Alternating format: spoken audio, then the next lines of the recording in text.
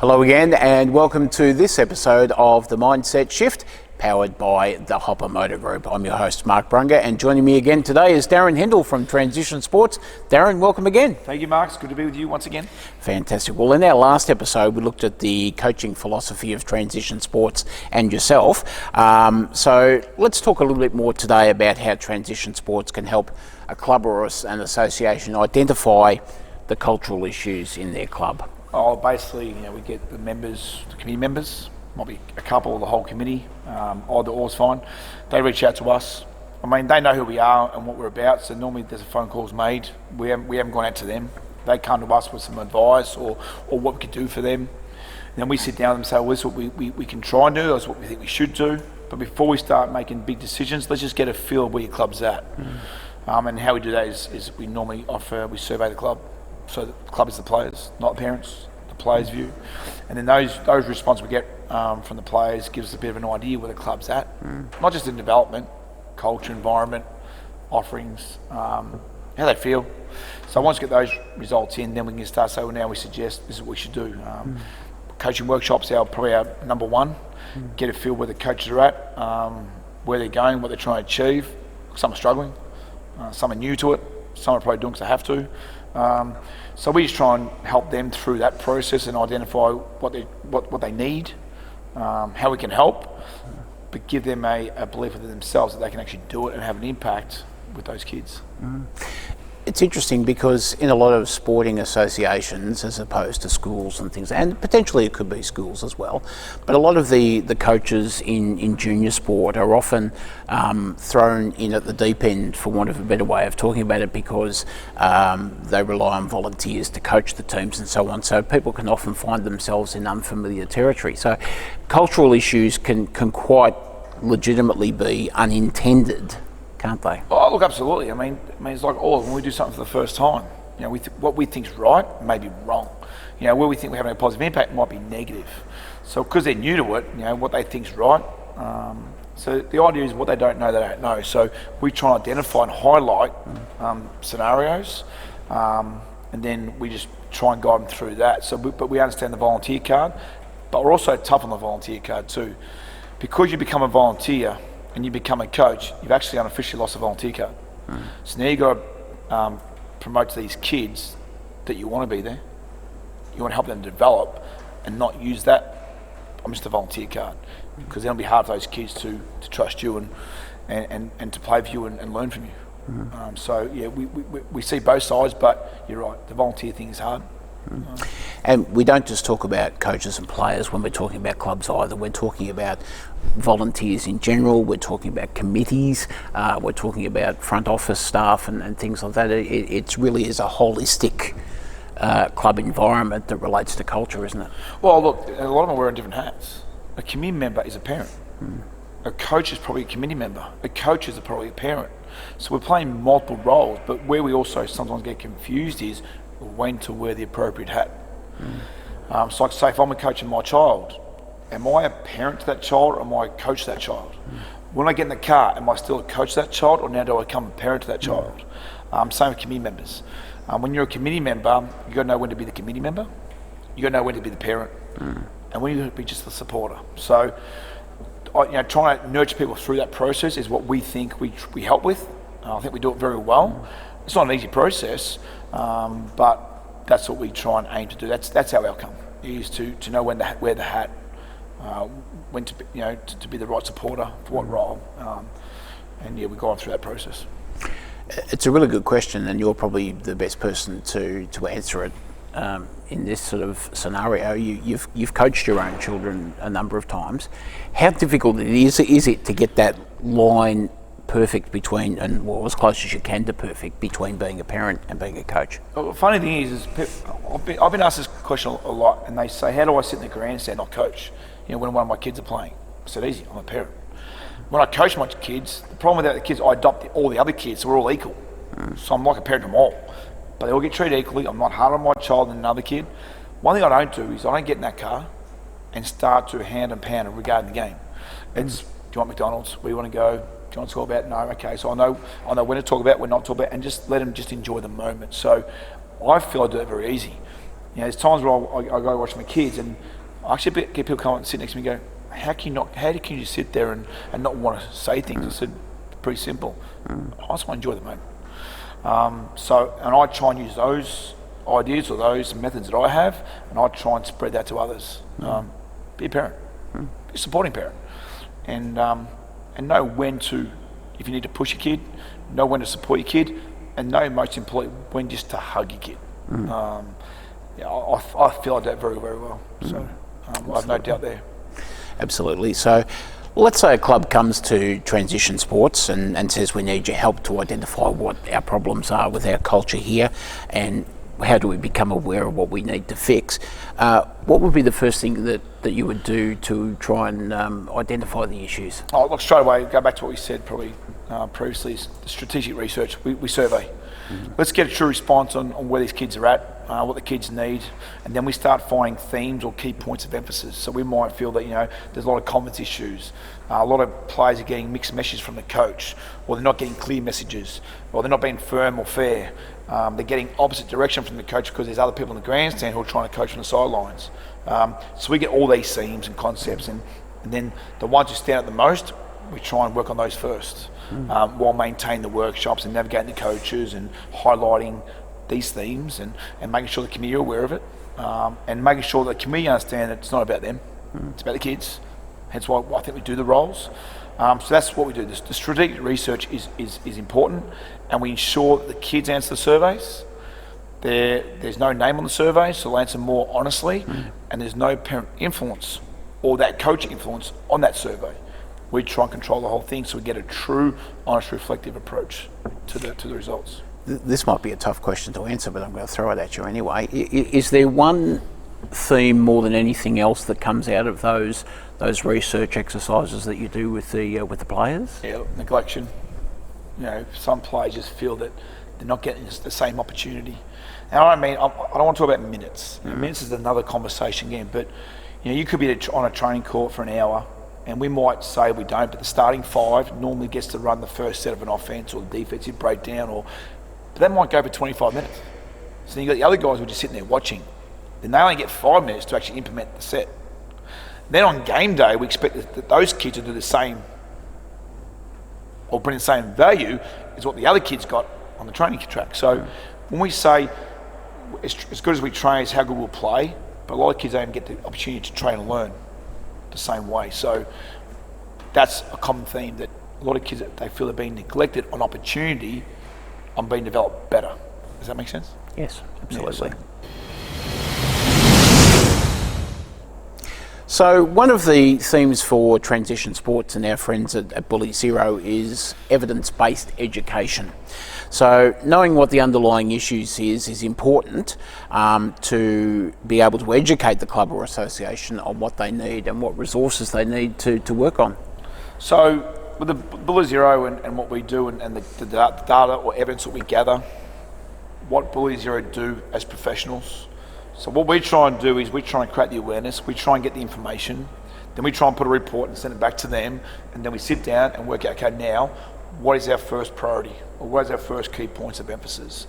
And then what the team at Bully Zero do, then they'll come in and implement their strategies, and the process and procedure, or even create some policies on what's best for that club.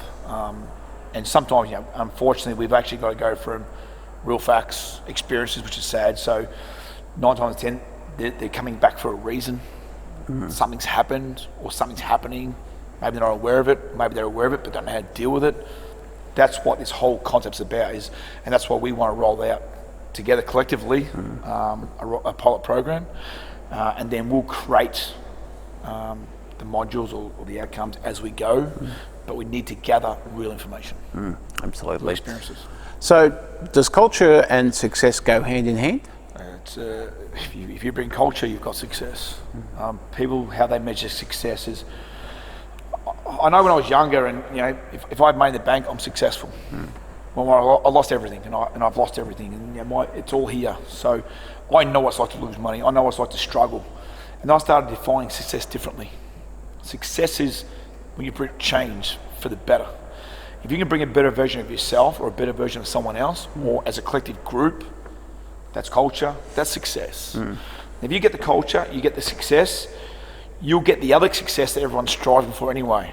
Whether it's winning, the dollar, they're the bonuses. But you get the culture right, you've naturally got success. They work hand in hand. And there can actually be more enjoyment in a sporting club situation when the players are playing for each other and they have that bond with each other, and you see them grow as young adults than what winning any championship can do, because they will keep that link for life, won't they? Right. The bonding, the engagement, the connection is like we'd walk into a training. We've got 19, 20, 21-year-old boys walking up and giving you a hug. There's times we finish training that they've been yelled at, they've been directed, they've been guided. We have to play all coach still have traits. to coach, don't you? Absolutely. Yeah. But you got to know what trait to give at a certain time. But at the end of the training, you get the hug. Love you back. On Messenger, we have a group chat. There's love hearts. There's loves. It's amazing. That in itself is why I do what I do, and why I'm passionate about it, because I don't need to be a high-level coach. I don't need to be in all these higher programs. I don't have to coach, but I love it because of that, the culture, the bonding. We catch up for days where, it might be a lawn bowls day or a barbecue or just a small catch-up. It's family. And that's what we call it. It's a family. And that bond will never be broken. Never. Great stuff. Now, we hear a lot of good news stories in the media about how sport can save people who may have fallen on hard times or fallen foul of the law, for example, or have some other issue in their life that's caused a bit of disruption. But it's fair to say that if a sporting organisation, which can be a hell of a place to be involved in, can sometimes have the opposite effect if the culture of that club is not right. Well, wrong culture, you get wrong impacts. Now, the impacts, we can create a generic view on what that means, but there's some bad impacts on the effect it has on people. We've had a suicide here from the impact an individual had. I've known of other suicides and they've been high profile or no profile. I'm not really worried about if they're high profile or not. It's the same tragedy. That's why we've got to be aware of our players, aware of our parents, and aware of the environment, because we need to pick up on these things. I'll know when I walk into transition sports and we might have 12 kids on this floor, I'll know something's not right with one of them. So instead of me trying to push them through a training or push them through what I know they're going to struggle with, it's a simple, arm around, are you okay? If you know that something's not okay, it's a simple, and the parents will know, we'll take them upstairs and say, do you want to have a chat about this? How you feeling, what's going on? And you'd be surprised what we get out of that. Then once they're ready, they've maybe had a tear, back down straight on the train track, and everyone on this floor will know something's happened, they'll support them, and then back to normal training. So you just got to we've got to pick up on these things now. Yeah, and that's a good lead into my next question. What are some of the warning signs the club should look out for to identify that they've got cultural issues within the club? Oh, look, noise. Outside noise. If there's a whisper, first of all, we've got to see if a whisper can be seen. So if I was running a club and someone said there's a bit of a whisper, something's going on with a certain team, whatever, I'll just go and walk over and look for it. I won't ask about it. I'll just see if I can see it. If I can see it, well then we can start to put the two together. But you can also see how we might see isolation of players on the court that the coach hasn't picked up on. That's negative behaviour. Players are being isolated. The ball's not being passed to them. Or we might have kids sitting on the bench who start to sit further away with that normal, so they're part of the group. Now they're 4 seats away. We might see a kid who's just heads down and just lost. He's no longer engaged in the game or no longer engaged in training. There's been a change in their personality or their character. There's been a character shift. You'll know when something's different because the person hasn't walked in as the person they were yesterday or last week when you saw them. We've got to be more aware of what's going on around us. And an association that has kids showing those signs, it's quite often the case in the past that the coach would just say, oh, well, look, that is what it is. That person doesn't necessarily want to be part of the team and all that sort of stuff, and just I suppose in some respects ignore it. Well, and that's the danger, isn't it? Well, it's perspective view. They just presume the kid's no longer interested. Like we see a kid who struggles at training, they're not working hard as they normally would. Well, instead of me first saying they're lazy, are you okay first? There might be a reason why there's been a change in their normal pattern. I don't need to be professional to highlight this. I don't need to be professional to pick up on this. Something's different. All it is a simple question. Are you okay? Is there anything you're struggling with? Have you got an injury? Has there been a divorce recently? Has your dog just died? Have you just broken up with your boyfriend or your girlfriend? It could be something or are you lacking sleep because you're in the middle of exams? So I know certain times of year, the seasons change. We have exams in place. We have rep tryouts. We have football season starting, which means they've now workloads doubled or tripled. We pick up on that, and then we help them manage that. So Daz, one of the other things that really impressed me about how transition sports goes about identifying the issues in a club or a school or so on is that you get the opportunity to bring the parents into the tent as well and help identify to them issues that their child may be having. Oh, look, absolutely. I mean, the fact that I think I'm pretty lucky. The parents come here for a reason, and there's also that trust. They've come to me, or they've come to us, the team at Transition. More the internal development is probably more towards me. There's times where I'll take a child up and a parent up. I'll know when a parent needs to tick their own boxes before we start challenging outside noise. I'll call it outside noise. And sometimes I might have to say, actually, you're being a bit of you're putting pressure on your own child. I'm not questioning your parent abilities. It's different. It's a sport. Your kid's struggling here because of this, or it might be because of this, and you don't help them with that. So we help with that.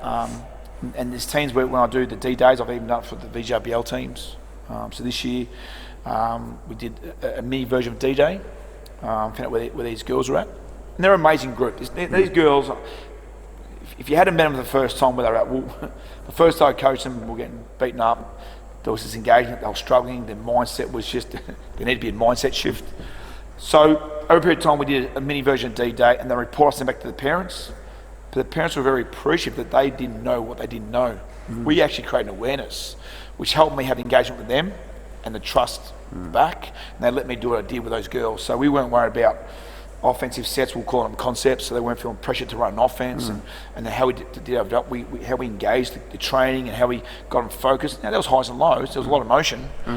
Mate, when it got to the last game together, it was probably the most rewarding thing I've had for a very long time. And I've had a lot of, I feel, rewarding moments, but these girls, one on the buzzer, we set a play, with 7 seconds to go, down by one, we called a play, someone drove the basket, got fouled, 2 foul shots made. We called it, they did it, and they implemented it. It was amazing. So, yeah, we get parents involved and their support, and they get the hugs too. The players get the hugs, the parents get the hugs, but they also know that, let me do what I do, but there's going to be an issue, we'll deal with it. So if I need to sit you and your child down to set some ground rules, we'll do that. But you'll get a hug after that. We'll maintain the positive engagement, but I also know when to say you need to pull back or take the leash off. It's fair to say that can be quite challenging for some parents, and I'm sure there's situations where it doesn't always go to plan, and that could sometimes obviously illuminate what the problem is in terms of that child's engagement. Oh, absolutely, and you've got to be careful when it's done. When is the conversation in front of the child, and when's the conversation away from the child? So I've got no qualms where I might have to prep the parents, say, look, can we have a chat? We sit down and we have an adult chat. There's no accusations, no, you're so-and-so, it's having a conversation. We try and work out where we go with this, and then we say, now let's go and talk to your child, and so we do this as a group, and then we send that person player back to the group.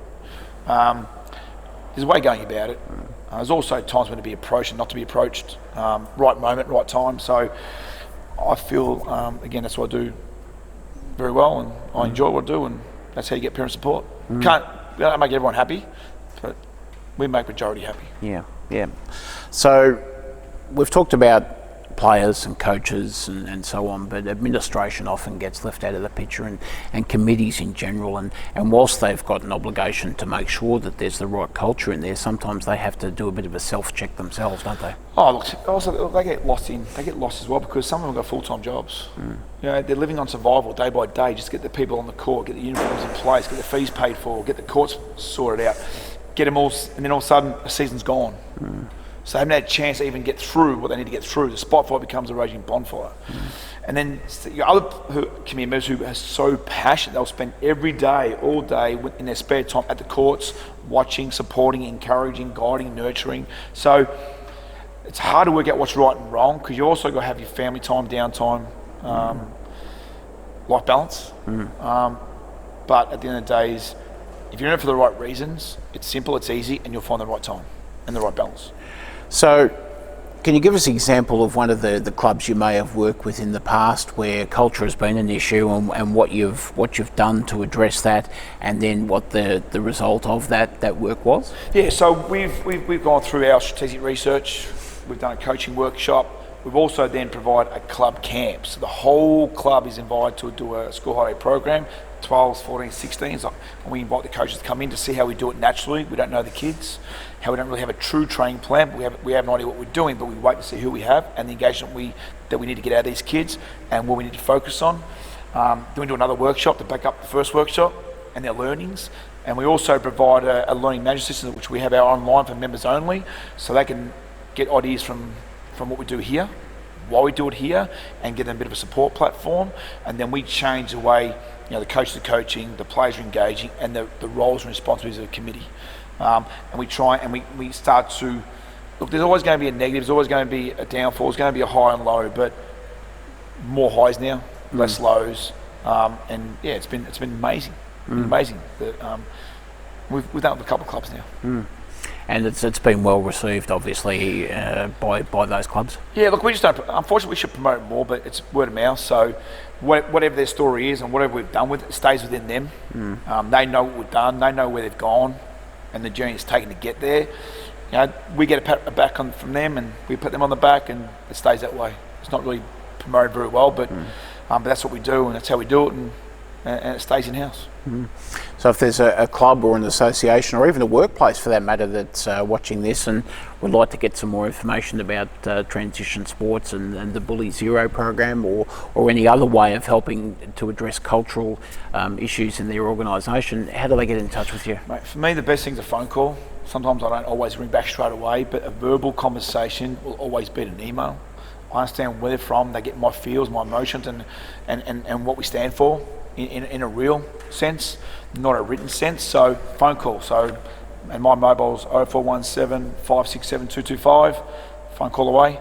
Have a conversation, have a chat, and then we have a catch up, and we really get a feel of where we're at and what we need to do and how we can help. Fantastic. Well, Darren, it's been great to talk with you again about coaching and the development of culture within a club, and also the effects of bullying in sport with Andre Cavallo and Bully Zero, and how transition sports can also help your club or association deliver that product, and also to help you build the culture of your club. So you've been watching The Mindset Shift, powered by the Hopper Motor Group. We hope you've enjoyed our episodes to date. And thank you so much for joining us. Daz, all the best with transition sports, mate. Thanks, mate. Much appreciated. You guys are great. Thank you. See you next time. Cheers.